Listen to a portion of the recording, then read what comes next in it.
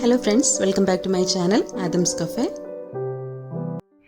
ഇന്ന് നമുക്ക് നല്ല ടേസ്റ്റി ആയിട്ടുള്ളൊരു കടല മസാല ഉണ്ടാക്കാം. ഇത് ചോറിൻ്റെ കൂടെയൊക്കെ നല്ലൊരു കോമ്പിനേഷനാണ്.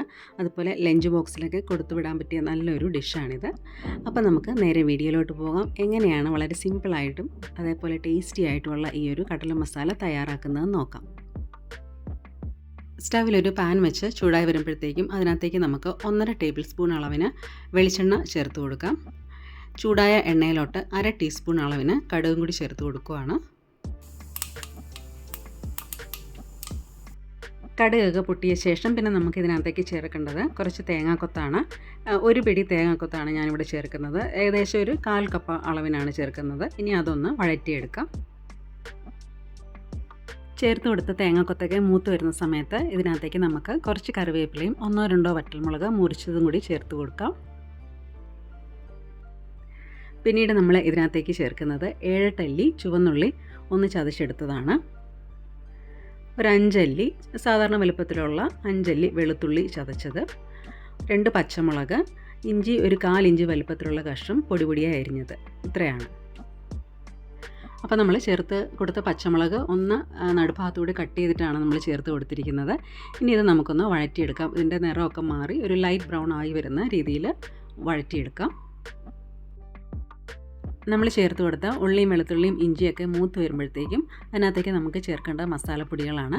1.5 ടീസ്പൂൺ മല്ലിപ്പൊടി, 1/2 ടീസ്പൂൺ മുളക് പൊടി, 1/2 ടീസ്പൂൺ മഞ്ഞൾപ്പൊടി. ഇത്രയാണ് നമ്മൾ ചേർത്ത് കൊടുക്കുന്നത്.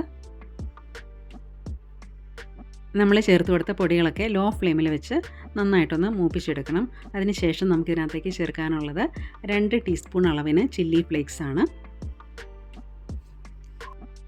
ശേഷം നമ്മൾ ചേർക്കുന്നത് വേവിച്ച് വെച്ചിരിക്കുന്ന കടലയാണ്. 1 കപ്പ് അളവിനാണ് ഞാനിവിടെ ചേർക്കുന്നത്. ഇത് നമ്മൾ സാധാരണ കടല വേവിക്കുന്ന പോലെ ഉപ്പ് മാത്രം ഇട്ട് വേവിച്ച കടലയാണ്. അതിൻ്റെ കൂടെ തന്നെ നമുക്ക് 1/4 കപ്പ് വെള്ളവും കൂടി ചേർത്ത് കൊടുക്കാം. അപ്പോൾ കടല വേവിച്ച വെള്ളം ഉണ്ടെങ്കിൽ അതാണെങ്കിലും ചേർക്കാം. നമ്മൾ ചേർത്ത് കൊടുത്ത മസാലയൊക്കെ കടലയിൽ നന്നായിട്ടൊന്ന് ആകാൻ വേണ്ടിയിട്ട് ലോ ഫ്ലെയിമിലൊന്ന് കുറച്ച് നേരം ഇതൊന്ന് കുക്ക് ചെയ്തെടുക്കാം. അപ്പം ഞാൻ 1 കപ്പ് അളവിന് കടല എന്ന് പറഞ്ഞത് കടല വേവിച്ച ശേഷമുള്ള അളവാണ്.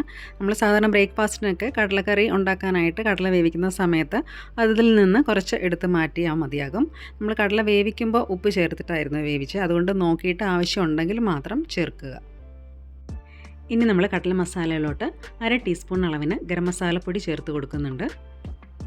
കൂടെ തന്നെ 1 ടീസ്പൂൺ അളവിന് വിനാഗിരിയും കൂടി ചേർത്ത് കൊടുക്കുകയാണ്. അപ്പോൾ ഇത് ഓപ്ഷനിലാണ്. നമുക്ക് താല്പര്യം ഉണ്ടെങ്കിൽ മാത്രം അല്പം പുളിരസത്തിന് വേണ്ടിയിട്ട് ചേർത്ത് കൊടുത്താൽ മതി. ഇനി ഇതെല്ലാം കൂടി ഒരു 2 മിനിറ്റ് കൂടി ഒന്ന് വഴറ്റിയ ശേഷം നമുക്ക് ഫ്ലെയിം ഓഫ് ചെയ്യാം. അങ്ങനെ നല്ല ടേസ്റ്റി ആയിട്ടുള്ള കടല മസാല ഇവിടെ തയ്യാറായിട്ടുണ്ട്. ഞാൻ നേരത്തെ പറഞ്ഞ പോലെ ഇത് ചോറിൻ്റെ കൂടെയും അല്ലെങ്കിൽ തൈര് സാദത്തിൻ്റെ കൂടെയൊക്കെ നല്ലൊരു കോമ്പിനേഷനാണ്. അതുപോലെ ലഞ്ച് ബോക്സിലും ഒക്കെ നമുക്ക് കൊണ്ടുപോകാൻ പറ്റിയ നല്ലൊരു സൈഡ് ഡിഷാണിത്. അപ്പോൾ വളരെ ഈസി ആൻഡ് ടേസ്റ്റി ആയിട്ടുള്ള ഈ ഒരു കടല മസാല എല്ലാവരും ചെയ്തിട്ട് ഫീഡ്ബാക്ക് അറിയിക്കണേ. താങ്ക്